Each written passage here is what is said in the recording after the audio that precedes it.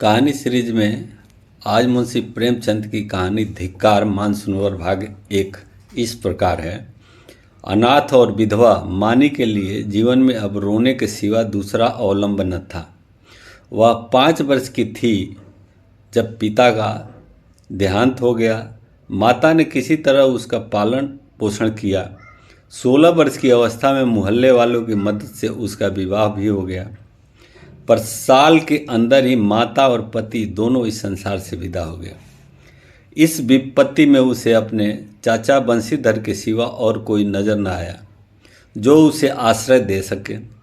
बंशीधर ने अब तक तो जो व्यवहार किया था उसे यह आशा न थी कि वह शांति से उसके साथ रह सकेगी, पर सब कुछ सहने के लिए वह तैयार हो गई।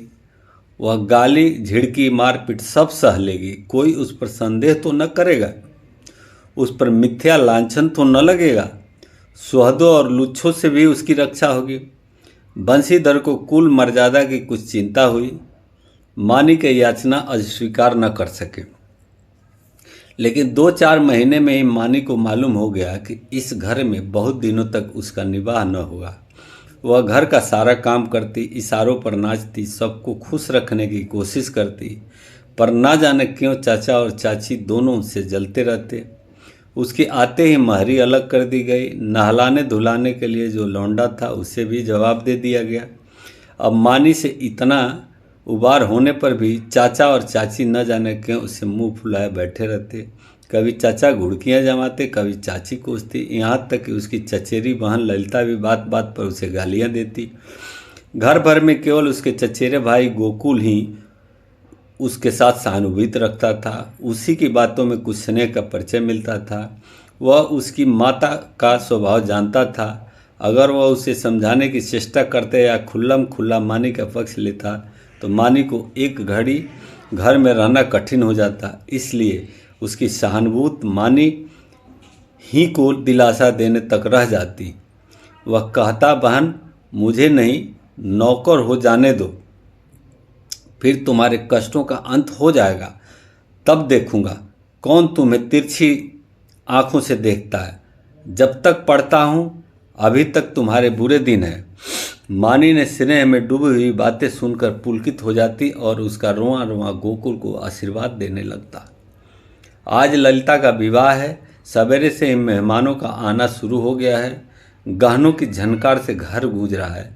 मानी भी मेहमानों को देख देख कर खुश हो रही है। उसकी देह पर कोई आभूषण नहीं है और न उसे सुंदर कपड़े दिए गए हैं, फिर भी उसका मुख प्रसन्न है। आधी रात हो गई थी। विवाह का मुहूर्त निकट आ गया। जनवासे से चढ़ावे की चीज़ें आई। सभी औरतें उत्सुक होकर के उन चीज़ों को देखने लगी। ललिता को आभूषण पहनाए जाने लगे। मानी के हृदय में बड़ी इच्छा हुई कि जाकर वधू को देखे। अभी कल जो बालिका थी उसे आज वधू वेश में देखने की इच्छा न रोक सकी। वह मुस्कुराती हुई कमरे में घुसी। सहसा उसकी चाची ने झिड़क कर कहा, तुझे यहाँ किसने बुलाया था? निकल जा यहाँ से। मानी ने बड़ी बड़ी यातनाएं सही थी, पर आज की वह झिड़की उसके हृदय में बाण की तरह चुभ गई। उसका मन उसे धिक्कारने लगा। तेरे छिछोरेपन का यही पुरस्कार है। यहाँ सुहागिनों के बीच तेरे आने की क्या जरूरत थी? वह खिसियाई हुई कमरे से निकली और एकांत में बैठकर रोने के लिए ऊपर जाने लगी। सहसा जीने पर उसकी इंद्रनाथ से मुठभेड़ हो गई। इंद्रनाथ गोकुल का सहपाठी और परम मित्र था। वह भी न्योते में आए हुए था। इस वक्त गोकुल को खोजने के लिए ऊपर आया था। मानी को वह 2 बार देख चुका था और यह भी जानता था कि यहाँ उसके साथ बड़ा दुर्व्यवहार किया जाता है। चाची की बातों की भनक उसके कानों में भी पड़ गई थी। मानी को ऊपर जाते देखकर वह उसके चित्त का भाव समझ गया और उसे सांत्वना देने के लिए ऊपर आया, मगर दरवाज़ा भीतर से बंद था। उसने किवाड़ की दरार से भीतर झांका। मानी मेज के पास खड़ी रो रही थी। उसने धीरे से कहा, मानी दरवाज़ा खोल दो। मानी उसकी आवाज़ सुनकर कोने में छिप गई और गंभीर स्वर में बोली, क्या काम है? इंद्रनाथ ने गदगद स्वर में कहा, तुम्हारा पैर पकड़ता हूँ, दरवाज़ा खोल दो। यह स्नेह में डूबा हुआ विनय मानी के लिए अभूतपूर्व था। इस निर्दय संसार में कोई उससे ऐसे विनती भी कर सकता है, इसकी उसे स्वप्न में भी कल्पना न की थी। मानी ने कांपते हुए हाथों से दरवाज़ा खोल दिया। इंद्रनाथ झपट कर कमरे में घुसा। देखा कि छत से पंखे के कपड़े से एक रस्सी लटक रही है। उसका हृदय कांप उठा। उसने तुरंत जेब से चाकू निकालकर रस्सी काट दी और बोला, क्या करने जा रही थी मानी? जानती हो इस अपराध का क्या दंड है? मानी ने गर्दन झुकाकर कहा, इस दंड से कोई और दंड कठोर हो सकता है? जिसकी सूरत से लोगों को घृणा है, उसे मरने के लिए भी अगर कोई कठोर दंड दिया जाए तो मैं यह भी कहूँगी कि ईश्वर के दरबार में न्याय का नाम भी नहीं है। तुम मेरी दशा का अनुभव नहीं कर सकते। इंद्रनाथ की आंखें सजल हो गई। मानी की बातों में कितना कठोर सत्य भरा हुआ था। बोला, सदा ये दिन नहीं रहेंगे मानी। अगर तुम यह समझ रही हो कि संसार में तुम्हारा कोई नहीं है तो यह तुम्हारा भ्रम है। संसार में कम से कम एक मनुष्य ऐसा है जिसे तुम्हारे प्राण अपने प्राणों से भी प्यारे हैं। सहसा गोकुल आता हुआ दिखाई दिया। मानी कमरे से निकल गई। इंद्रनाथ के शब्दों ने उसके मन में एक तूफान सा उठा दिया। उसका क्या आशय है यह उसकी समझ में न आया। फिर भी आज उसे अपना जीवन सार्थक मालूम हो रहा था। उसने अंधकारमय जीवन में एक प्रकाश का उदय हो गया। इंद्रनाथ को वहाँ बैठे और मानी को कमरे से जाते देख गोकुल को कुछ खटक गया। उसकी त्योरियाँ बदल गई। कठोर स्वर में बोला, तुम यहाँ कब आए? इंद्रनाथ ने अविचलित भाव से कहा, तुम्ही को खोजता हुआ आया था। तुम यहाँ न मिले तो नीचे लौटा जा रहा था। अगर चला गया होता तो इस वक्त तुम्हें यह कमरा बंद मिलता और पंखे के कड़े में एक लाश लटकी हुई नजर आती। गोकुल ने समझा यह अपने अपराध को छिपाने के लिए कोई बहाना निकाल रहा है। तीव्र कंठ से बोला, तुम यह विश्वासघात करोगे? मुझे ऐसी आशा न थी। इंद्रनाथ का चेहरा लाल हो गया। वह आवेश में खड़ा हो गया और बोला, न मुझे यह आशा थी कि तुम मुझ पर इतना बड़ा लांछन रख दोगे। मुझे न मालूम थी कि तुम मुझे इतना नीच और कुटिल समझते हो। मानी तुम्हारे लिए तिरस्कार की वस्तु मेरे लिए वह श्रद्धा की वस्तु है और रहेगी। मुझे तुम्हारे सामने अपनी सफाई देने की ज़रूरत नहीं है, लेकिन मानी मेरे लिए उससे कोई पवित्र है जितनी तुम समझते हो। मैं नहीं चाहता कि इस वक्त तुमसे ये बातें कहूँ। इसके लिए और अनुकूल परिस्थिति की राह देख रहा था, लेकिन मामला आ पड़ने पर कहना ही पड़ रहा है। मैं यह तो जानता था कि मानी का तुम्हारे घर में कोई आदर नहीं, लेकिन तुम लोग उसे इतना नीच और त्याज्य समझते हो, यह आज तुम्हारी माताजी की बातें सुनकर मालूम हुआ। केवल इतनी सी बात के लिए वह चढ़ावे के गहने देखने चली गई थी। तुम्हारी माता ने उसे इस बुरी तरह झिड़का जैसे कोई कुत्ते को भी न झिड़केगा। तुम कहोगे इसमें मैं क्या करूं? मैं कर ही क्या सकता हूं? जिस घर में एक अनाथ स्त्री पर इतना अत्याचार हो, उस घर का पानी पीना भी हराम है। अगर तुमने अपनी माता को पहले ही दिन समझा दिया होता तो यह आज दिन देखने की नौबत न आती। तुम इस इल्ज़ाम से नहीं बच सकते। तुम्हारे घर में आज उत्सव है। मैं तुम्हारे माता पिता से कुछ तबीयत नहीं कर सकता, लेकिन तुमसे कहने में संकोच नहीं है कि मानी को मैं अपनी जीवन सहचरी बनाकर अपने को धन्य समझूंगा। मैंने समझा था अपना कोई ठिकाना करके तब यह प्रस्ताव करूंगा, पर मुझे भय है कि और विलंब करने में शायद मानी से हाथ धोना पड़े।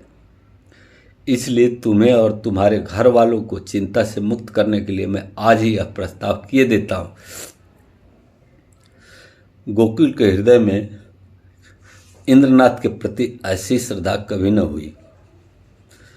उस पर ऐसा संदेह करके वह बहुत लज्जित हुआ। उसने अनुभव भी किया कि माता के भय से मैं मानी के विषय में तटस्थ रहकर कायरता का दोषी हुआ हूँ। यह केवल कायरता थी और कुछ नहीं। कुछ झेपता हुआ बोला, अगर अम्मा ने मानी को इस बात पर झिड़का तो वह उनकी मूर्खता है। मैं उनसे अवसर मिलते ही पूछूंगा। इंद्रनाथ, अब पूछने पाछने का समय निकल गया है। मैं चाहता हूँ कि तुम मानी से इस विषय में सलाह करके मुझे बतला दो। मैं नहीं चाहता कि अब वह यहाँ क्षण भर भी रहे। मुझे आज मालूम हुआ कि वह गर्भिणी प्रकृति की स्त्री है, और सच पूछो तो मैं उसे स्वभाव पर मुग्ध हो गया हूँ। ऐसी स्त्री अत्याचार नहीं सकती। गोकुल ने डरते डरते कहा, लेकिन तुम्हें मालूम है वह विधवा है। जब वह किसी के हाथों अपना असाधारण हित होते देखता है तो वह अपनी सारी बुराइयां उसके सामने खुलकर रख देते हैं। हम उससे दिखाना चाहते हैं कि हम आपकी इस कृपा के सर्वथा योग्य नहीं हैं। इंद्रनाथ ने मुस्कुराकर कहा, जानता हूँ, सुन चुका हूँ, और इसलिए तुम्हारे बाबूजी से कुछ कहने का मुझे अब तक साहस नहीं हुआ। लेकिन न जानता तो भी इसका मेरे निश्चय पर कोई असर न पड़ता। मानी विधवा ही नहीं, अछूत हो, उससे भी गई बीती बात अगर कुछ हो सकती, वह भी हो, तो भी मेरे लिए वह रमणी रत्न है। हम छोटे छोटे कामों के लिए तजुर्बेकार आदमी खोजते हैं। जिसके साथ हमें जीवन यात्रा करनी है उसमें तजुर्बे का होना आयब समझते हैं। मैं न्याय का गला घोटने वालों में नहीं हूँ। विपत्ति से बढ़कर तजुर्बा सिखाने वाला कोई विद्यालय आज तक नहीं खुला। जिसने इस विद्यालय में डिग्री ले ली उसके हाथों में हम निश्चित होकर जीवन की बागडोर दे सकते हैं। किसी रमणी का विधवा होना मेरी आंखों में दोष नहीं, गुण है। गोकुल ने पूछा, तुम्हारे लिए घर के लोग? इंद्रनाथ ने प्रसन्न होकर कहा, मैं अपने घर वालों को इतना मूर्ख नहीं समझता कि वह इस विषय में आपत्ति करे, लेकिन वे आपत्ति करे भी तो मैं अपनी किस्मत अपने हाथ में ही रखना पसंद करता हूँ। मेरे बड़ों को मुझ पर अनेकों अधिकार है। बहुत सी बातों में मैं उनकी इच्छा को कानून समझता हूँ, लेकिन जिस बात को मैं अपनी आत्मा के विकास के लिए शुभ समझता हूँ उसमें मैं किसी से दबना नहीं चाहता। मैं इस गर्व का आनंद उठाना चाहता हूँ कि मैं स्वयं अपने जीवन का निर्माता हूँ। गोकुल ने कुछ सशंकित होकर कहा, और अगर मानी न मंजूर करे तो? इंद्रनाथ को यह शंका बिल्कुल निर्मूल जान पड़ी। बोले, तुम इस समय बच्चों की सी बात कर रहे हो गोकुल। यह मानी हुई बात है कि मानी आसानी से मंजूर न करेगी। वह इस घर में ठोकरें खाएगी, झिड़कियाँ सहेगी, गालियाँ सुनेगी, पर इसी घर में रहेगी। जुगों के संस्कारों को मिटा देना आसान नहीं है, लेकिन हमें उसको राजी करना पड़ेगा। उसके मन में संचित संस्कारों को निकालना पड़ेगा। मैं विधवाओं के पुनर्विवाह के पक्ष में नहीं हूँ। मेरा ख्याल है कि पवित्र का अलौकिक आदर संसार का अमूल्य रत्न है, और हमें बहुत सोच समझकर उस पर आघात करना चाहिए। लेकिन मानी के विषय में यह बात नहीं उठती। प्रेम और भक्ति नाम से नहीं, व्यक्ति से होती है। जिस पुरुष की उसमें सूरत भी नहीं देखी उसने उससे प्रेम नहीं हो सकता। केवल रस्म की बात है। इस आडंबर की, इस दिखावे की हमें परवाह नहीं करनी चाहिए। ऐसा देखो, शायद कोई तुम्हें बुला रहा है। मैं आज भी जा रहा हूँ, 2-3 दिन में फिर मिलूँगा, मगर ऐसा न हो कि तुम संकोच में पड़कर सोचते विचारते रह जाओ और दिन निकलते चले जाएं। गोकुल ने उसके गले में हाथ डालकर कहा, मैं परसों खुद ही आऊँगा। बारात विदा हो गई, मेहमान भी रुखसत हो गए। रात के 9 बज गए। विवाह के बाद की नींद मशहूर है। घर के सभी लोग सरे शाम सो रहे थे। कोई चारपाई पर, कोई तख्त पर, कोई ज़मीन पर, जिसे जहाँ जगह मिली वहीं सो रहा था। केवल मानी घर की देखभाल कर रही थी, और ऊपर गोकुल अपने कमरे में बैठा हुआ समाचार पढ़ रहा था। सहसा गोकुल ने पुकारा, मानी, एक गिलास ठंडा पानी तो लाना, प्यास लगी है। मानी पानी लेकर ऊपर गई और मेज पर पानी रखकर लौटना चाहती थी। गोकुल ने कहा, जरा ठहरो मानी, तुमसे कुछ पूछना है। मानी ने कहा, अभी फुर्सत नहीं है भाई, सारा घर सो रहा है, कहीं कोई घुस आए तो लोटा थाली भी न बचे। गोकुल ने कहा, घुस आने दो, मैं तुम्हारी जगह होता तो चोरों से मिलकर चोरी करवा देता। मुझे इसी वक्त इंद्रनाथ से मिलना है। मैंने उससे आज मिलने का वचन दिया है। देखो, संकोच मत करना, जो बात पूछ रहा हूँ उसका जल्द उत्तर देना। देर होगी तो वह घबराएगा। इंद्रनाथ को तुमसे प्रेम है, वह तुम ही जानती हो ना। मानी ने मुंह फेर कर कहा, यही बात कहने के लिए मुझे बुलाया था, मैं कुछ नहीं जानती। गोकुल, खैर, यह वह जाने और तुम जानो, वह तुमसे विवाह करना चाहता है। वैदिक रीति रिवाज से विवाह होगा, तुम्हें स्वीकार है? मानी की गर्दन सर्प से झुक गई, वह कुछ जवाब न दे सकी। गोकुल ने फिर कहा, दादा और अम्मा से यह बात नहीं कही गई, इसका कारण तुम जानती ही हो। वह तुम्हें घुड़कियां दे देकर जला जला कर मार डालेंगे। वह विवाह करने की सम्मति कभी नहीं देंगे, इससे उनकी नाक कट जाएगी। इसलिए अब इसका निर्णय तुम्हारे ही ऊपर है। मैं तो समझता हूँ तुम्हें स्वीकार कर लेना चाहिए। इंद्रनाथ तुमसे प्रेम करता ही है, यूँ भी निष्कलंक चरित्र का आदमी और बला का दिलेर है। भय तो उसे छू ही नहीं सकता। तुम्हें सुखी देखकर मुझे सच्चा आनंद होगा। मानी के हृदय में एक बेग उठ रहा था, मगर मुंह से आवाज़ न निकली। गोकुल ने अब की खींच कर कहा, देखो मानी, यह चुप रहने का समय नहीं है, क्या सोचती हो? मानी ने कांपते स्वर में कहा, हाँ। गोकुल के हृदय का बोझ हल्का हो गया, मुस्कुराने लगा। मानी शर्म के मारे वहाँ से भाग गई। शाम को गोकुल ने अपनी माँ से कहा, अम्मा, इंद्रनाथ के घर आज कोई उत्सव है। उसकी माता अकेले घबरा रही थी कि कैसे सब काम होगा। मैंने कहा, मैं मानी को कल भेज दूंगा, तुम्हारी आज्ञा हो तो मानी को पहुंचा दूं, कल परसों तक चली आएगी। मानी उस वक्त वहां आ गई। गोकुल ने उसकी ओर कनखियों से ताका। मानी लज्जा से गड़ गई, भागने का रास्ता न मिला।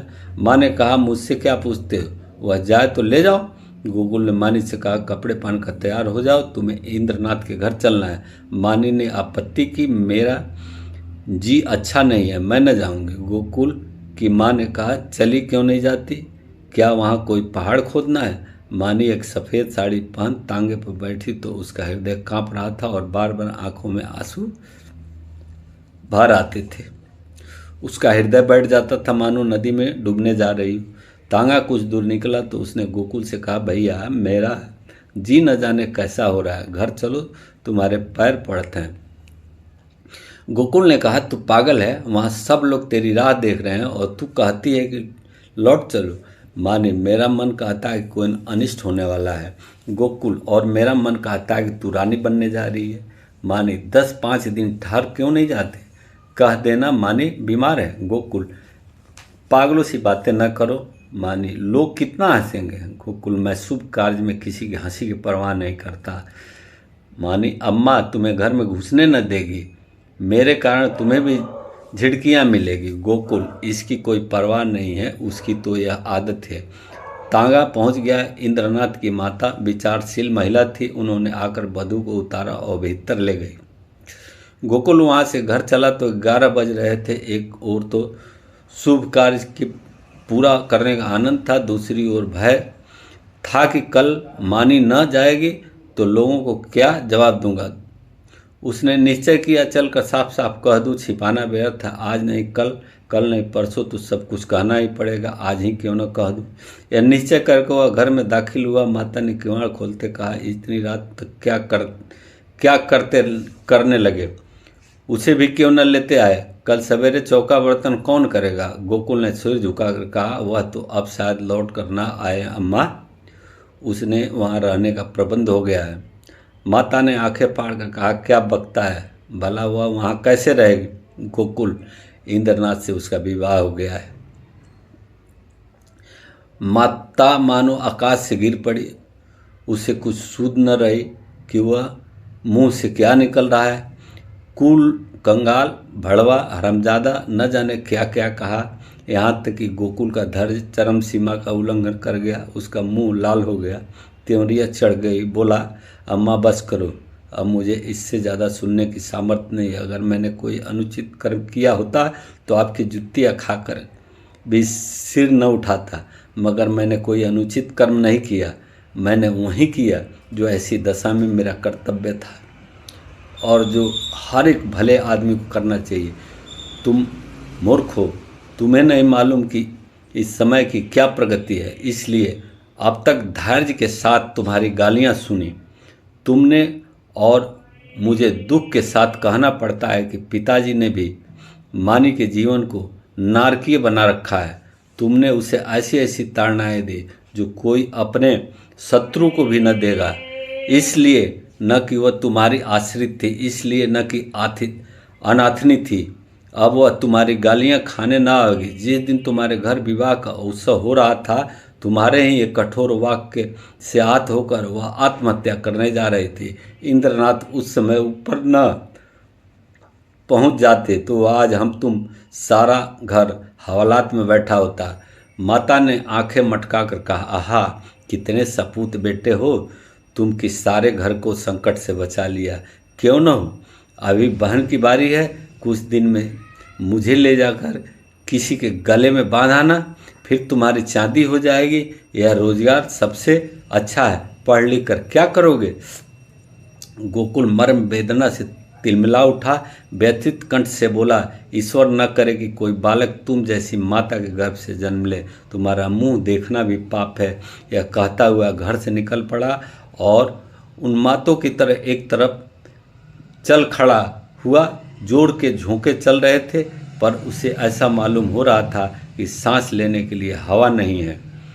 एक सप्ताह बीत गया, पर गोकुल का कहीं पता नहीं। इंद्रनाथ को बम्बई में एक जगह मिल गई थी, वह वहाँ चला गया था। वहाँ रहने का प्रबंध करके वह अपनी माता को तार देगा और तब सास और बहू वहाँ चली जाएगी। बंशीधर को पहले संदेह हुआ कि गोकुल इंद्रनाथ के घर छिपा होगा, पर जब वहाँ पता न चला तो उन्होंने सारे शहर में खोज पूछताछ शुरू की। जितने मिलने वाले मित्र स्नेही संबंधी से सभी के घर गए, पर सभी ने साफ जवाब दिया। दिन भर दौड़ धूप कर शाम को घर आते तो स्त्री को आड़े हाथों लेते और कोसते। लड़के को पानी पी कर कोसती थी।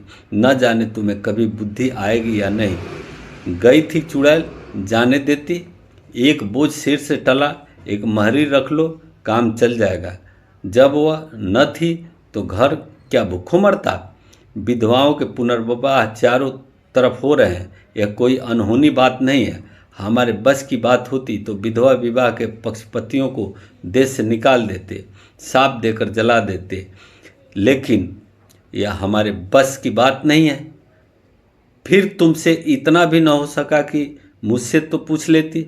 मैं जो उचित समझता वह करता। क्या तुमने समझा था मैं दफ्तर से लौटकर आऊँगा ही नहीं, वहीं मेरी अंत्येष्टि हो जाएगी? बस लड़के पर टूट पड़ी। अब रो खूब दिल खोलकर। संध्या हो गई थी। बंशीधर स्त्री को फटकारे सुनाकर द्वार पर उद्वेग की दशा में टहल रहे थे। रह रह कर मानी पर क्रोध आता। इसी राक्षसिणी के कारण मेरे घर का सर्वनाश हुआ। न जाने किस बुरी साइत में आई कि घर को मिटाकर छोड़। वह न आई होती तो आज क्यों इतने बुरे दिन देखने पड़ते। कितना होनहार, कितना प्रतिभाशाली लड़का था, न जाने कहाँ गया। एकाएक बुढ़िया उसके समीप आई और बोली, बाबू साहब, यह खत लाई हूँ, ले लीजिए। बंशीधर ने लपक कर बुढ़िया के हाथ से पत्र ले लिया। उनकी छाती आशा से धक धक करने लगी। गोकुल ने शायद यह पत्र लिखा होगा। अंधेरे में कुछ न सूझा। पूछा, कहाँ से आई है? बुढ़िया ने कहा, वह जो बाबू हुसैन गंज में रहते हैं, जो बम्बई में नौकर हैं, उन्हीं की बहू ने भेजा है। बंशीधर ने कमरे में जाकर लैंप जलाया और पत्र पढ़ने लगे। मानी का खत था। लिखा था, पूज्य चाचा जी, अभाग्नि मानी का प्रणाम स्वीकार कीजिए। मुझे यह सुनकर अत्यंत दुख हुआ कि गोकुल भैया कहीं चले गए और अब तक उनका पता नहीं है। मैं ही इसका कारण हूँ। यह कलंक मेरे ही मुख पर लगना था, वह भी लग गया। मेरे कारण आपको इतना शोक हुआ, इसका मुझे बहुत दुख है, मगर भैया आवेंगे अवश्य, इसका मुझे विश्वास है। मैं इसी 9 बजे वाली गाड़ी से मुंबई जा रही हूँ। मुझसे जो कुछ अपराध हुआ है उसे क्षमा करिएगा और चाची से मेरा प्रणाम करिएगा। मेरी ईश्वर से प्रार्थना है कि शीघ्र ही गोकुल भैया को सकुशल लौटाएं। ईश्वर की इच्छा हुई तो भैया विवाह में आपके चरण में दर्शन करूंगी। बंशीधर ने पत्र फाड़कर पुर्जे पुर्जे कर डाला। घड़ी देखा तो 8 बजे थे। तुरंत कपड़े पहने सड़क पर आकर इक्का किया और स्टेशन चले। मुंबई मेल प्लेटफार्म पर खड़ी थी। मुसाफिर में भगदड़ मची हुई थी। खोमचे वाले चीख पुकार कर कान में पड़ी, आवाज़ न सुनाई देती थी। गाड़ी छूटने में थोड़ी देर थी। मानी और उसके सास एक जनानी कमरे में बैठी हुई थी। मानी सजल नेत्रों के सामने ताक रही थी। अतीत चाहे दुखद ही क्यों न हो, उसकी स्मृतियां मधुर होती है। मानी आज बुरे दिनों को स्मरण करके दुखी हो रही थी। गोकुल से अब न कब जाने भेंट होगी। चाचा जी आ जाते तो उनके दर्शन कर लेती। कभी कभी बिगड़ते थे तो क्या, उसके भले भी के लिए ही तो डांटते थे। वह आवेंगे नहीं। अब तो गाड़ी छूटने में ही थोड़ी देर है, कैसे आवें, समाज में हलचल न मच जाए। भगवान की इच्छा होगी तो अब की जब आऊँगी तो जरूर उनसे दर्शन करूँगी। एकाएक उसने लाल बंशीधर को आते देखा। वह गाड़ी से निकलकर बाहर खड़ी हो गई और चाचा जी की ओर बढ़ी। चरणों पर गिरना चाहती थी कि वह पीछे हट गए और आंखें निकाल कर बोले, मुझे मत छू, दूर रहा भागनी कहीं की। मुंह में कालिख लगाकर मुझे पत्र लिखती है। तुझे मौत भी नहीं आती। तूने मेरे कुल का सर्वनाश कर दिया। आज तक गोकुल का पता नहीं। तेरे कारण वह घर से निकला और तू अभी तक मेरी छाती पर मूंग तलने बैठी है। तेरे लिए क्या गंगा में पानी नहीं है? मैं तुझे ऐसी कलुटा, ऐसी हरजाई समझता तो पहले ही दिन तेरा गला घोंट देता। अब मुझे अभी भक्ति दिखलाने चली है। तेरे जैसी पापिष्टाओं का मरना ही अच्छा है, पृथ्वी का बोझ कम हो जाएगा। प्लेटफार्म पर सैकड़ों आदमियों की भीड़ लगी गई थी और बंशीधर निर्लज भाव से गालियां की बौछार कर रहे थे। किसी को समझ में न आता क्या माजरा है, पर मन में मन लाला को धिक्कार रहे थे। मानी पाषाण मूर्ति के समान खड़ी थी और मानो वहीं जम गई हो। उसका सारा अभिमान चूर-चूर हो गया। ऐसा ही जी चाहता था कि धरती फट जाए और मैं समा जाऊं, कोई वज्र गिरकर उसके अधम जीवन का अंत कर दे। इतने में आदमियों के सामने उसका पानी उतर गया। उसकी आंखों से पानी की एक बूंद भी न निकली। हृदय में आंसू न थे। उसकी जगह एक दावानल दहक रहा था जो मानो बेग से मस्ती की ओर बढ़ता चला गया था। संसार में कौन जीवन इतना अधम होगा? सास ने पुकारा, बहू अंदर आ जाओ। गाड़ी चली तो माता ने कहा, ऐसा बेशर्म आदमी नहीं देखा।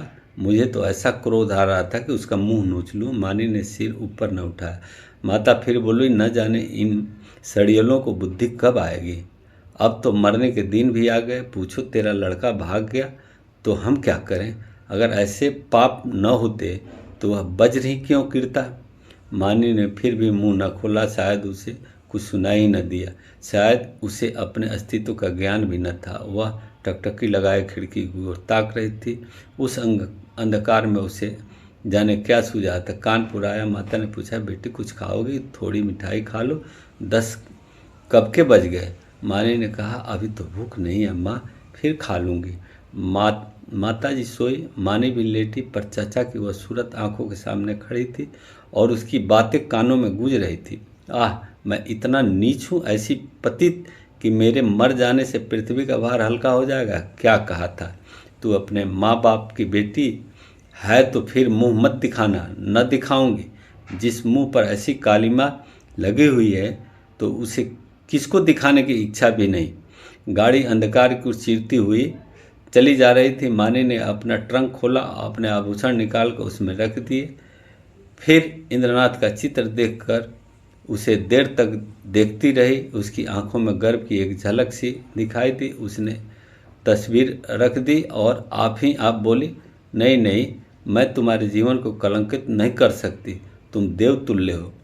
तुमने मुझ पर दया की है। मैं अपने पूर्व संस्कारों का प्रायश्चित कर रही थी। तुमने मुझे उठाकर हृदय से लगा लिया, लेकिन मैं तुम्हें कलंकित न करूँगी। तुम्हें मुझसे प्रेम है। तुम मेरे लिए अनादर, अपमान, निंदा सब सह लोगे, पर मैं तुम्हारे जीवन का भार न बनूंगी। गाड़ी अंधकार को चीरती हुई चली जा रही थी। माने आकाश की ओर इतनी देर तक देखती रही कि सारे तारे अदृश्य हो गए और अंधकार उसे अपनी माता का स्वरूप दिखाई दिया। ऐसा उज्ज्वल, ऐसा प्रत्यक्ष कि उसने चौंक कर आंखें बंद कर ली। न जाने कितनी रात गुजर गई थी। दरवाज़ा खुलने की आहट से माता की आंखें खुल गई। गाड़ी तेजी से चलती जा रही थी, मगर बहू का पता न था। वो आंखें मलकर उठ बैठी और पुकारा, बहू बहू। कोई जवाब न मिला। उसका हृदय धक धक करने लगा। ऊपर के बथ पर नजर डाली। पेशाब खाने में देखा, बेंचों के नीचे देखा, बहू कहीं नहीं थी। तब वह द्वार पर आकर खड़ी हो गई। बहू का क्या हुआ? यह द्वार किसने खोला? कोई गाड़ी में तो नहीं आया? उसका जी घबराने लगा। उसने किवाड़ बंद कर दिया और जोर जोर से रोने लगी। किससे पूछे? गाड़ी अब न जाने कितनी देर में रुकेगी कहती थी। बहू मर्दागी गाड़ी में बैठे, पर मेरा कहना न माना। कहने लगी, अम्मा जी आपको सोने की तकलीफ हो गई, यहीं आराम दे गई। सहसा उसे खतरे की जंजीर याद आई। उसने जोर से कई बार जंजीर खींची। कई मिनट के बाद गाड़ी रुकी। गार्ड आया। पड़ोस के कमरे में 2-4 आदमी और भी आ गए। फिर लोगों ने सारा कमरा तलाश किया। नीचे तख्ते ध्यान से देखा, रक्त का कोई चिन्ह न था। असबाब की जांच की। बिस्तर, संदूर, शंकुची, बर्तन सब मौजूद थे। ताले भी सब बंद थे। कोई चीज़ गायब न थी। अगर बाहर से कोई आदमी आता तो चलती गाड़ी से ले जाता कहाँ। एक स्त्री को लेकर गाड़ी से कूद जाना संभव था। सब लोग इन लक्षणों से इसी नतीजे पर पहुंचे कि मानी द्वारा खोलकर बाहर झांकने लगी होगी और मुठिया हाथ से छूट जाने के कारण गिर पड़ी होगी। गार्ड भला आदमी था। उसने नीचे उतरकर 1 मील तक सड़क के दोनों तरफ तलाश किया। मानी का कोई निशान न मिला। रात को इतने ज़्यादा और क्या किया जा सकता था। माताजी को कुछ लोग आग्रहपूर्वक एक मर्दाने डिब्बे में ले गए। वह निश्चय हुआ कि माताजी अगले स्टेशन पर उतर पड़े और सवेरे सवेरे इधर उधर दूर दूर तक देखभाल की जाए। विपत्ति में हम प्रमुखा छेपी हो जाते हैं। माताजी की कभी मुंह देखती, कभी उसकी याचना से भरी हुई आंखें मानो सबसे कह रही हो कि मेरी बच्ची की खोज क्यों नहीं लाता। हाय, अभी तो बेचारी की चुनरी भी नहीं मैली हुई। कैसे कैसे साधु और अरमानों से भरी पति के पास जा रही थी। कोई उस दुष्ट बंशीधर से जाकर कहता, क्यों नहीं ले ली, तेरी मनोभिलाषा पूरी हो गई, जो तू चाहता था वह पूरा हो गया। क्या अब भी तेरी छाती नहीं जुड़ती। वृद्धा बैठी रो रही थी और गाड़ी अंधकार को चीरती हुई चली जाती थी। रविवार का दिन था। संध्या समय इंद्रनाथ की 2-3 मित्रों के साथ अपने घर की छत पर बैठा हुआ था। आपस में हास परिहास हो रहा था। मानी का आगमन इस परिहास का विषय था। एक मित्र बोला, क्यों इंद्र, तुमने तो वैवाहिक जीवन का अनुभव किया है, हमें क्या सलाह दे। तो बनाए कहीं घोंसला या यूं ही डालियों पर बैठे बैठे दिन काटे। पत्र पत्रिकाओं को देख करके तो यही मालूम होता है कि वैवाहिक जीवन और नरक में कुछ थोड़ा सा अंतर है। इंद्रनाथ ने मुस्कुरा कर कहा, यह तो तकदीर का खेल है भाई, सुलहो आना तकदीर का। अगर एक दशा में वैवाहिक जीवन नरक तुल्य है तो दूसरी दशा में स्वर्ग से कम नहीं है। दूसरे मित्र बोला, इतनी आज़ादी तो भला क्यों रहेगी इंद्रनाथ, इतनी क्या, इससे शतांश भी न रहेगी। अगर तुम रोज़ सिनेमा देखकर बाहर 12 बजे लौटना चाहते हो, 9 बजे सोकर उठना चाहते हो और दफ्तर से 4 बजे लौटकर ताश खेलना चाहते हो, तो तुम्हें विवाह करने से कोई सुख न होगा। और जो हर महीने सूट बनवाते हो, तब शायद साल भर में एक न बनवा सको। श्रीमती जी तो आज रात की गाड़ी से आ रही है। हाँ, मेल से। मेरे साथ चलकर तुम्हें रिसीव करोगे ना। यह भी पूछने की बात है, अब घर कौन जाता है, मगर कल दावत खिलानी पड़ेगी। सहसा तार के चपरासी ने आकर इंद्रनाथ के हाथ में तार का लिफाफा दिया। इंद्रनाथ का चेहरा खिल उठा। झट तार खोलकर पढ़ने लगा। एक बार पढ़ते ही उसका हृदय धक हो गया, सांस रुक गई, सिर घूमने लगा, आंखें की रोशनी लुप्त हो गई, जैसे विश्व पर काला पर्दा चढ़ गया। उसने तार को मित्रों के सामने फेंक दिया। दोनों हाथ से मुंह ढपकर फूट फूट कर रोने लगा। दोनों मित्र ने घबरा कर तार उठा लिया और उसे पढ़ते ही हतप्रभ कर दीवार की ओर ताकने लगे। क्या सोच रहे थे और क्या हो गया। तार में लिखा था, माँ ने गाड़ी से कूद पड़ी, उसकी लाश लालपुर के 3 मील पर पाई गई। लालपुर में हूँ, तुरंत आओ। एक मित्र ने कहा, किसी शत्रु ने झूठी खबर भेज दी है। तो दूसरे बोले, हाँ, कभी कभी लोग ऐसी शरारतें करते हैं। इंद्रनाथ ने शून्य नेत्रों से उसकी ओर देखा और मुंह से कुछ न बोले। कई मिनट तीनों आदमी निर्वाक निष्पन्द बैठे रहे। एकाएक इंद्रनाथ खड़े हो गए और बोले, मैं इस गाड़ी से जाऊंगा। मुंबई से 9 बजे रात को गाड़ी छूटती थी। दोनों मित्रों ने झटपट बिस्तर बांध कर तैयार हो गए। एक बिस्तर से उठाया, दूसरे ट्रंक।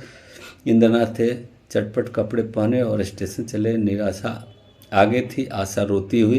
1 सप्ताह गुजर गया था। लाल बंशीधर दफ्तर से आकर द्वार पर बैठे ही थे कि इंद्रनाथ ने आकर प्रणाम किया। बंशीधर उसे देखकर चौंक पड़े। उसने अनपेक्षित आगमन नहीं, उसकी विकृत दशा पर मानो बीतराग शोक सामने खड़ा हो, मानो कोई हृदय से निकली हुई आह मूर्तिमान हो गई हो। बंशीधर ने पूछा, तुम तो मुंबई चले गए थे ना? इंद्रनाथ ने जवाब दिया, जी हाँ, आज ही आया हूँ। बंशीधर ने तीखे स्वर में कहा, गोकुल को तो तुम ले भी थे? इंद्रनाथ ने अपनी अंगूठी की ओर ताकते हुए कहा, वह मेरे घर पर है। बंशीधर के उदास मुख पर हर्ष का प्रकाश दौड़ गया। बोले, तो वहाँ क्यों नहीं आए? तुमसे वहाँ क्या भेंट हुई? क्या मुंबई चला गया था? जी नहीं, कल मैं गाड़ी से उतरा तो स्टेशन पर मिल गए, तो जाकर लिवा लाओ न तो किया, अच्छा किया। यह कहते हुए घर में दौड़ पड़े। एक क्षण में गोकुल की माता ने उसे अंदर बुलाया। वह अंदर गया तो माता ने उसे सिर से पांव तक देखा। तुम बीमार थे क्या भैया? चेहरा क्यों इतना उतरा है? गोकुल की माता ने पानी का लोटा रख कर कहा, हाथ मुंह धो डालो। बेटा गोकुल है तो अच्छी तरह कहाँ रहा इतने दिन? तब से सैकड़ों मनते मान डाले, आया क्यों नहीं? इंद्रनाथ ने हाथ मुंह धोते हुए कहा, मैंने तो कहा था चलो, लेकिन वह डर के मारे नहीं आते। और था इतना दिन कहाँ? कहते थे देहातों में घूमता रहा। तो क्या तुम अकेले मुंबई से आए हो? जी नहीं, अम्मा भी आई है। गोकुल की माता ने कुछ सकुचा कर पूछा, मानी तो अच्छी तरह है? इंद्रनाथ ने हंसकर कहा, जी हाँ, अब वह बड़े सुख से हैं, संसार के बंधनों से छूट गई। माता ने अविश्वास करके कहा, चल नटखट कहीं का, बेचारी को कोस रहा है। मगर इतनी जल्दी मुंबई से लौट क्यों आए? इंद्रनाथ ने मुस्कुराते हुए कहा, क्या करता माताजी का तार मुंबई में मिला कि मानी ने गाड़ी से कूदकर प्राण दे दिए हैं। वह लालपुर में पड़ी हुई थी। दौड़ा हुआ आया, वहीं दाह क्रिया किया, आज घर चला आया हूँ। अब मेरा अपराध क्षमा कीजिएगा। वह और कुछ न कह सका। आंसुओं के बेग से गला बंध गया। जेब से एक पत्र निकालकर माता के सामने रखता हुआ बोला, उसके संदूक में यही पत्र मिला। गोकुल की माता कई मिनट तक मर्माहत से बैठी जमीन की ओर ताकती रही। शोक और उससे अधिक पश्चाताप ने सिर को दबा रखा था। फिर पत्र उठाकर पढ़ने लगी, स्वामी जी, जब यह पत्र आपके हाथों में पहुंचेगा तब तक मैं इस संसार से विदा हो जाऊंगी। मैं बड़ी अभागिन हूँ, मेरे लिए संसार में स्थान नहीं है। आपको मेरे लिए के कारण क्लेश और निंदा ही मिलेगी। मैं सोच कर देखा और यह निश्चय किया कि मेरे लिए मरना ही अच्छा है। मुझ पर आपने जो दया किया था उसके लिए आपको क्या प्रतिदान करूं? जीवन में मैंने कभी किसी वस्तु की इच्छा नहीं की, परंतु मुझे दुख है कि आपके चरणों पर सिर रखकर न मर सके। मेरी अंतिम याचना है कि मेरे लिए आप शोक न कीजिएगा। ईश्वर आपको सदा सुखी रखे। माताजी ने पत्र रख दिया और आंखों से आंसू बहने लगे।